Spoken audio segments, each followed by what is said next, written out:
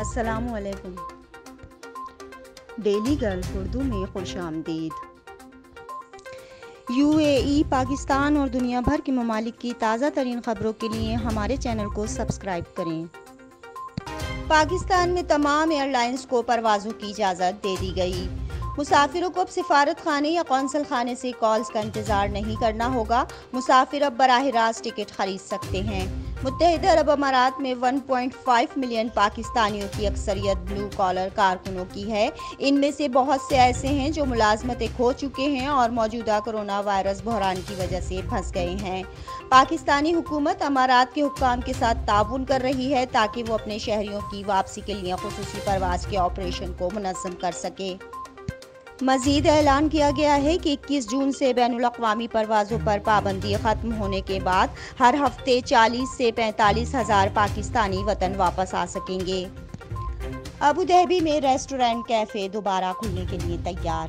محکمہ اقتصادی ترقی نے ابوظہبی زراعت اور فوڈ سیفٹی اتھارٹی کے تعاون سے بدھ کے روز ایک سرکولر جاری کیا ہے جس میں احتیاطی تدابیر کے ساتھ ابوظہبی میں شاپنگ مالز کے باہر ریسٹورنٹ، کیفے اور کافی شاپس کو دوبارہ کھولنے کے لیے ضروری اقدامات کے بارے میں بتایا گیا ہے۔ اس کے علاوہ کام کے اوقات کے بارے میں بتایا گیا ہے جو رات 10 بجے سے صبح 6 بجے تک قومی جراثیم کشی کے اوقات کے مطابق ہونے چاہیے۔ فلائی دبئی حفاظتی اقدامات کے ساتھ ایک بار پھر اڑان بھرنے کے لیے تیار۔ منگل کو ایک بیان میں کہا گیا ہے کہ ایئر لائن نے مسافروں کے سفر کے دوران تمام ٹچ پوائنٹ پر ایک وسیع ڈس انفیکشن پروگرام نصب کیا ہے۔ دبئی بین الاقوامی ایوی ایشن کے ایک مرکز کے طور پر ہمیشہ اعلیٰ ترین بین الاقوامی معیار کے مطابق کام کرتا رہا ہے۔ فلائی دبئی کے چیف ایگزیکٹو آفیسر غیث الغیث نے کہا کہ کیریئر نے 23,000 مسافروں کو وطن واپس جانے کا اہل بنایا ہے۔ شہریوں اور رہائشیوں کو اب ابوظہبی سے باہر جانے کے لیے اجازت نامے کی ضرورت نہیں۔ امارات کی کمپنی برائے کووڈ-19 پینڈیمک نے اعلان کیا ہے کہ شہری اور رہائشی ابوظہبی سے بغیر اجازت نامے کے روانہ ہو سکتے ہیں۔ ایک ٹویٹ میں اتھارٹی نے کہا کہ پولیس کے جاری کردہ اجازت ناموں کی ضرورت ابوظہبی میں داخل ہونے اور اس کے علاقے ابوظہبی، العین اور الدفرہ کے درمیان سفر کرنے کے لیے ہے۔ اس کے علاوہ ابوظہبی امارات میں کارکنوں کے داخلے اور باہر جانے پر اب بھی پابندی ہے۔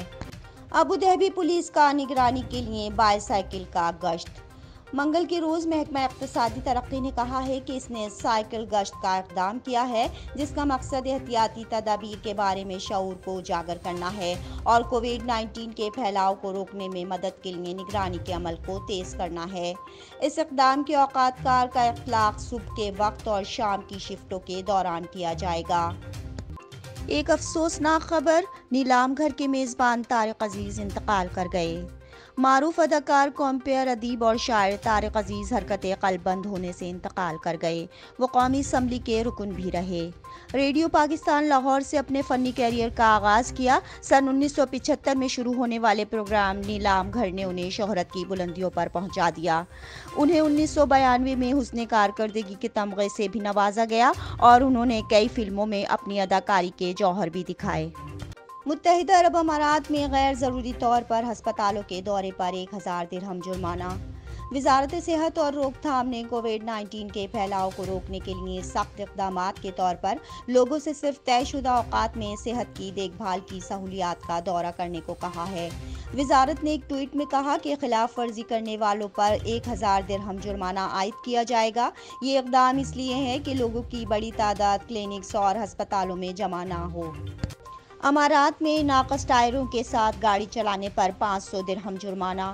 ابوظہبی پولیس نے منگل کے روز ڈرائیوروں کو وارننگ جاری کی کہ خراب ٹائروں کی گاڑی چلانے والے ڈرائیوروں پر 500 درہم جرمانہ اور گاڑیوں کو 7 دن تک بند کر دیا جائے گا۔ اس کے علاوہ 4 ٹریفک پوائنٹس دینے کا بھی عندیہ دیا ہے۔ پولیس نے بتایا کہ گرمیوں کے دوران سڑک پر حادثات کی بڑی وجہ خراب ٹائر بھی ہیں جو کہ شدید ٹریفک حادثات کا سبب بن سکتی ہے۔ پولیس نے ڈرائیوروں سے مطالبہ کیا کہ وہ اپنی گاڑیوں کے ٹائر چیک کریں اور ان کی حفاظت کو یقینی بنائیں۔ اب تک کے لیے اتنا ہی۔ اگلے بلیٹن تک کے لیے خدا حافظ۔